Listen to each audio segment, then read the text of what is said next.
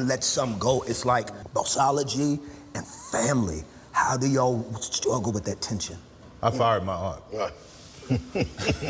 I feel it. I fired my aunt. She said she wanted a job. She would always call asking for money. I'm like, okay, I was sending the money. I was like, listen, I want to help you. I don't want to help you build this thing, not be welfare to you. So let me give you a job. And she wasn't coming in, calling in all the time. I was like, okay, well, you got to go. Because you want me to hand you the money, but you don't want to work for it. See, that doesn't work for me. And it's the same way with my son. Like, he's 10 years old. Like, there's certain things that he wants. He has to do chores and work for it. That's right. I don't believe in giving us things that are just going to handicap us. That is the worst thing you can do. And I've had family members that I've done that to because my mother has asked me to. And when she passed away in 2009, I sent all of them letters saying, listen, you got 60 days to become gainfully employed because I'm not going to keep supporting you like this. Are you serious? 100%. They all got jobs. Yep. And it wasn't even jobs where they're making a lot of money, but it was a job. It was something else for them to do, to feel some pride in. Right. That's the same thing I would want somebody to do for me. But do you still get like the backsplash from that? You know how you said they wasn't making a lot of money, then they can look at you and say, well, why I can't have more? Why am I working next to somebody to make more than me? I have family members that got mad at me because I wouldn't give them $1 million. You know, and I asked Jay this question because I'm actually going through that right now. Wow. You know, when you start getting success, people start pulling on you. I just turned 38 today. Today's my birthday. Happy birthday. Happy birthday. Yeah, happy birthday. And I'm going to be able to talk about this for the rest of my days. I'm sitting here with legends on my birthday. But here's the focus, though. What are you trying to do? Like, what if you're trying to build a business to carry everybody in your family through? That's one thing. Right. And if you're trying to do that, then build a business. Yeah. What that means is you got to watch the family members that come putting holes in the boat when you're trying to get across the sea. Right. So sometimes you build a boat by yourself. Right. Y'all all wait over here on the shore. Stay here. I'm building this boat. I'm going to go over here and build this, and then I'm going to come back and see who's worthy to come. Right. Because anybody who's going to drag you down or put holes in the boat or try to destroy you, man, why bring them over? I had to get rid of my whole... All right, man, let's talk about Tyler Perry. He says that, you know, had to fire his aunt, and one of his family members asked him for a milli.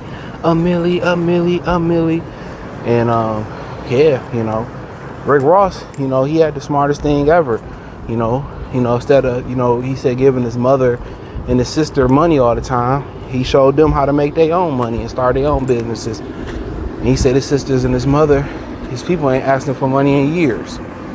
So that's how you're supposed to do it, because if you keep giving people money, they don't, because they didn't earn it and they don't have a plan for it, they gonna just keep blowing the money because they didn't have to earn it.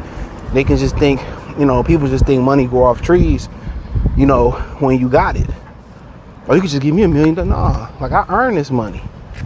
You know what I'm saying? And if I ever get in need and I need this money back, because it can come and it can go. They can give it, they can take it.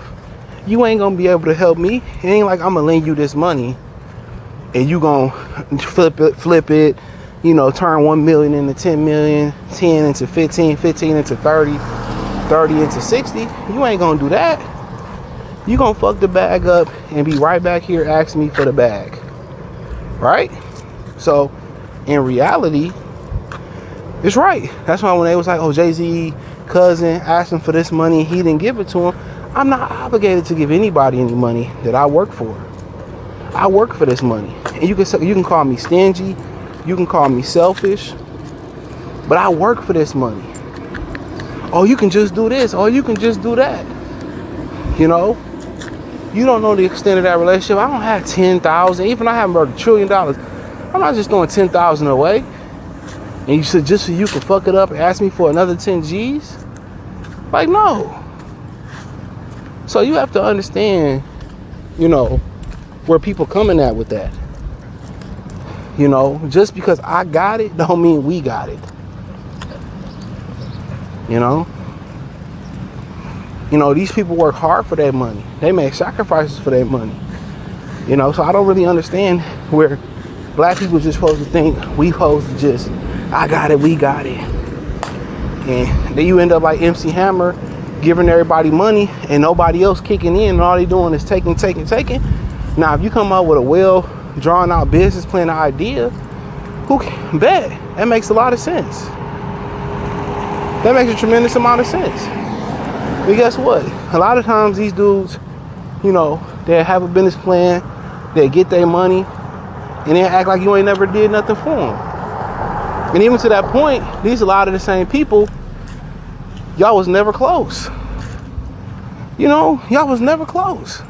I hate when family members try to act like, oh, we were so close, we had something. No, we wasn't. Niggas just be wanting something. And let's call it for what it is.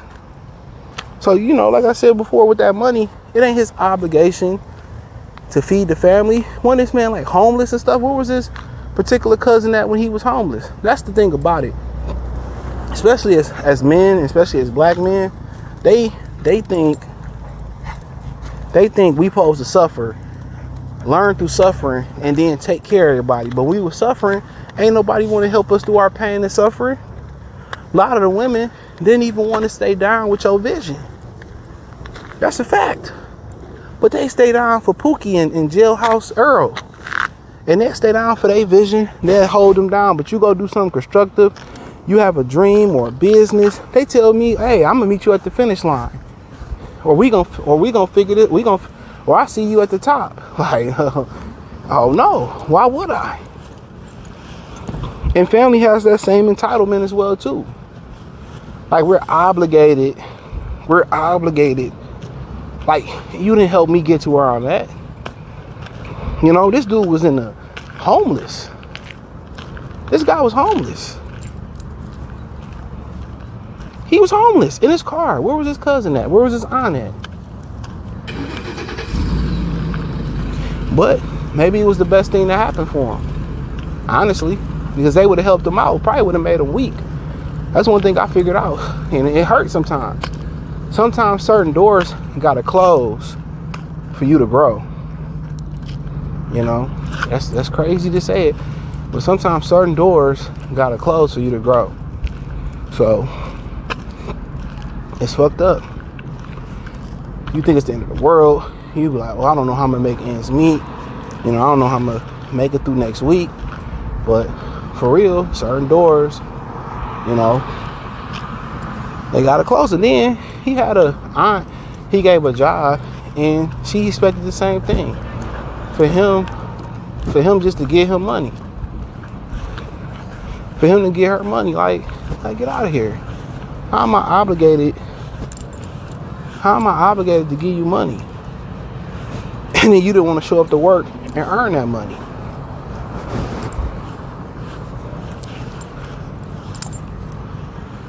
You didn't want to show up and earn that money, which is crazy. I don't want to cough. Sorry, y'all. I didn't want to cough. He ain't even. Yeah. You know. So, yeah, that's how they be. They have a sense of entitlement.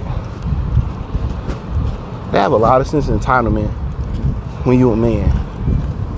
Oh, I know he gonna take care of me. I know. And you fire him, and then they don't have nothing good to say about you. They don't have nothing absolutely good to say about you. You know, you're the worst thing in the world. You're the trifest person in the world. But they don't never say what they did. You never want to show up. You didn't want to do the job. Pretty sure he would have compensated you well. Pretty sure had you did the job, if you did the job well, you probably would have moved up, making even more money. But this is why you can't always employ your family. That's why people be saying, oh, you should hire your people, you should hire your family. You can't always do that because your family think it's a birthright. They think it's a given. They think they can't be fired. They think they don't have to do the job. This is why you hear about stories of guys getting on, especially in the black community, and not putting everybody else on, because everybody feel like they entitled. Remember Paid in Full? Calvin came home. He tried to show Calvin some love. Nobody ever want to play the role. That's one thing about the black community. Everybody want to be Michael. You know, nobody want to be Tito, Jermaine. You know, everybody want to be Beyonce. Nobody want to be Kelly, Michelle. You know what I'm saying? But the thing about it is, you ain't got Beyonce talent. You ain't got Beyonce talent. You know? Or if you got Beyonce talent, You don't have Beyonce work ethic. You know, people, we see it all the time, where people think they deserve, say they deserve something, but they know damn well they don't deserve it. They know damn well, you know, they didn't put the work in. They could have sacrificed, they could have watched you sacrifice every day, go to med school, stack your money, research, start a business, not support your dreams, not hold you down like steel. And when you make it, they be hating. When you make it, they be hating. They stone cold be hating on you, bruh. And they seen your sacrifice in 4K. They seen, you know, all the hard work you put in. And they still feel like, oh, he don't deserve that. I hate that he got that. That should be me. And they ain't put in no work. Ain't put in no work. You know? And then they get to speaking out about you like you the worst thing ever. And you know, people like Tyler Perry, unless truly asked or in the right setting, you know, people like Jay-Z and people like that, they don't ever respond. What's the point? They'll never respond. And people feel like you owe them something. And they ain't did nothing for you. You know? Come on, man. But you see the Asians, the whole family work in the store. The Arabs, the whole family live in a house, work in the store. That's why I say the best thing for the black community, we can't worry about each other. We got to just worry about one household at a time. You know?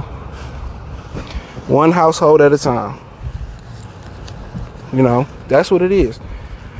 One household at a time. So appreciate y'all. Hit the link tree. Find me everywhere. Patreon, Facebook, Kick, Cash App, Venmo, PayPal, Free Game 89, my Detroit channel, everything. Peace.